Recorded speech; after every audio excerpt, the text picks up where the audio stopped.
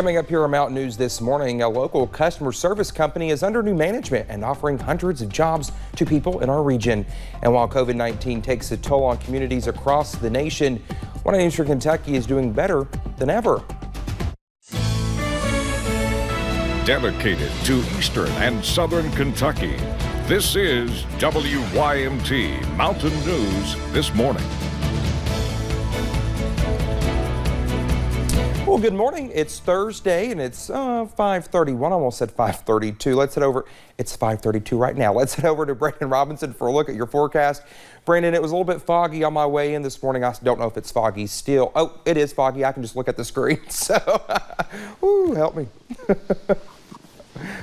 There you go. But yes, it is still very foggy out there this morning, Dakota. We are looking at very dense fog, and it's kind of south of you right now. There's Hazard right there. Everything a little south of you is more in the fog side, and actually back off to the east as well. So just be careful out there this morning. Lots of fog across the region. And Buffalo Mountain, up on top of the mountain, it's not too bad up there just yet. So that fog in the valleys this morning, not necessarily on those ridges. Temperatures, 56 Prestonsburg, 54 Ashland, 59 in Wise, a pair of 55s there in Jonesville and Logan, but 64 at Jackson, 61 Hazard, and 61 Middlesboro, Moorhead, and Somerset across the state region. In the 70s right now in Louisville, but in the 50s up toward Ashland and Cincinnati, 58 in the Tri-Cities. The cool spot this morning, 51 in Charleston, West Virginia. Sunrise, 7:28. Those days continue to get shorter. Sunset tonight at 7:17. And temperatures top out in the low 80s once again today. We're keeping a mild trend in play for now, but that's all going to come to an end as we transition from September into October, and especially later this weekend once that front moves through. Dakota. All right, Brendan, thank you. A deadly car crash killed 2 people in Pike County Tuesday. A dispatcher says the crash happened Tuesday night on the I-94 East ramp, merging onto 119. A mother and daughter, 31-year-old Virginia Fields and 60-year-old Dottie Fields, were both pronounced dead at the scene by the Pike County Coroner's Office. Troopers say their Jeep crashed into the rear of a Freightliner commercial vehicle. And a motorcycle crash also happened Tuesday night in Pike County. Troopers say they were called to the Marrowbone community while investigating. Troopers say they found that 24-year-old Joshua Holbrooks of Elkhorn City crashed his motorcycle into a tree on Kentucky Route 195. Holbrook was pronounced dead at the scene by an official with the Pike County Coroner's Office. He was supposed to be selling part of his business. Instead, detectives in Southern Kentucky say he was being shot to death in his home. That's the crime that played out in Laurel County. Brian McCarty was murdered, and now the sheriff's office is searching for the killer. WYMT's Phil Pendleton spoke to McCarty's longtime friend about the loss.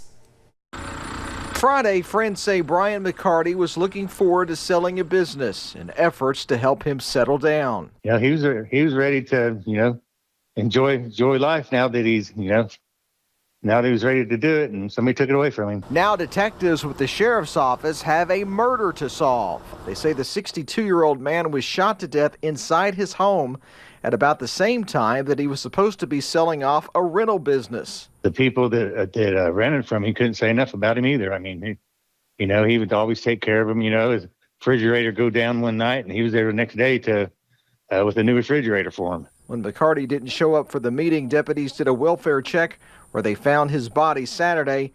They say that he had been shot multiple times. I mean, he was good to everybody. He treated everybody fair. I mean, there was nothing bad you could say about him.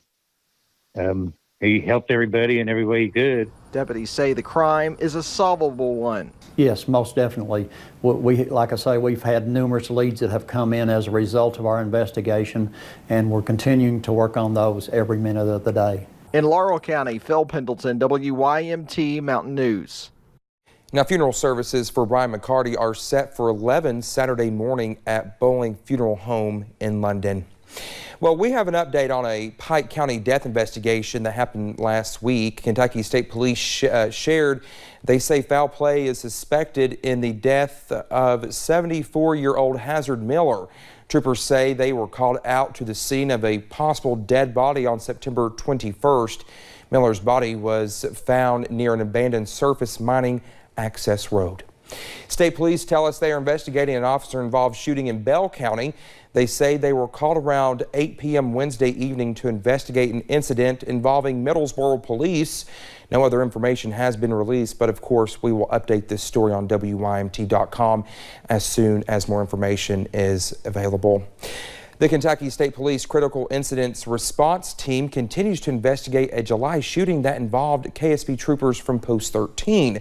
Police released more details about what happened yesterday while responding to a call in the Cary community of Knott County about a stolen car. Trooper Bradley Couch noticed a car that matched the description and then made a traffic stop. Police say the driver, Tiffany Renee Miller, fired at and struck Trooper Couch. In response, he began firing at Miller. Trooper Shane Jacobs arrived and additional gunfire was exchanged with Miller, who was struck and wounded before being taken in. Trooper Couch was taken to Hazard ARH for treatment and was later released. The investigation remains ongoing. Well, the wait is over for an Eastern Kentucky search and rescue team, and the Wolfe County search and rescue team are big winners. The team brought home top prize in the Defender Above and Beyond Service Awards, and along with it comes a new vehicle. Allie Blake spoke to the team, who is thanking everyone for their support.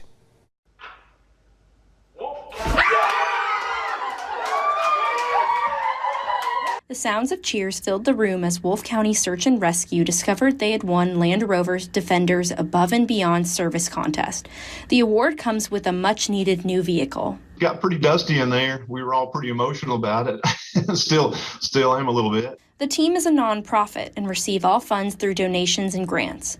They were hopeful about the contest after seeing the support from not only the people of Wolfe County, but the people from the state of Kentucky and even nationwide. It was very, very old and pretty well rusted out. We had the windows duct taped up. You know, we didn't want to put any money in it, just hoping we could win this thing. And the team just can't thank everyone enough. We thought we had a decent chance. I mean, just looking at the social media, you know, the number of likes and shares of all the stuff we were putting out during the voting process, you know, it looked like we were definitely had a good response. A response by not just the people of Wolfe County, but the people from the state of Kentucky and also nationwide. The team just can't thank everyone enough. Thank you. I mean, you know, we've had so many comments, you know, our vote actually counted, you know, it went to a good cause and you know, just we couldn't have done it without the people in Kentucky and honestly outside of Kentucky. We had people supporting us all over the country. And the team is in talks with Land Rover, and as soon as they're done designing the vehicle, it should make its way to the Red River Gorge just in time for the new year to help them start saving lives. In Wolfe County, Allie Blake, WKYT. Now you can see the reaction video on the Wolfe County Search and Rescue's Facebook page. Well, if you're looking for a job, Sykes in Perry County is hiring. Sykes became a part of the Sitel group back in August. Staff tell us they have more than 200 jobs available with starting wages at $15 an hour with the chance for employees to make up to $17 an hour. We have not only a great new production floor area for them to work at, but we've got great break rooms and kind of a lounging area designed to relax. We've got great huddle rooms and conference rooms where they can have great team meetings. We are told the company currently employs 241 people here in Perry County. Businesses nationwide struggled to stay afloat during the pandemic financially, but here in our region, WYMT's Jordan Mullins talks to Big Sandy officials on how the area is defying those odds and even experienced growth despite these circumstances. Throughout the pandemic, negative economic impacts and labor shortages plagued the country. It has been noticeable in some businesses when you know, there's a delay in receiving your order or getting the service that you need. But in the city of Pikeville, businesses are not experiencing what other towns are going through, and instead of seeing a decline, are seeing an economic growth unlike any other. In large part due to the robust presence of Pikeville Medical Center and several new businesses opening up in the downtown area. We've seen the city's economy grow.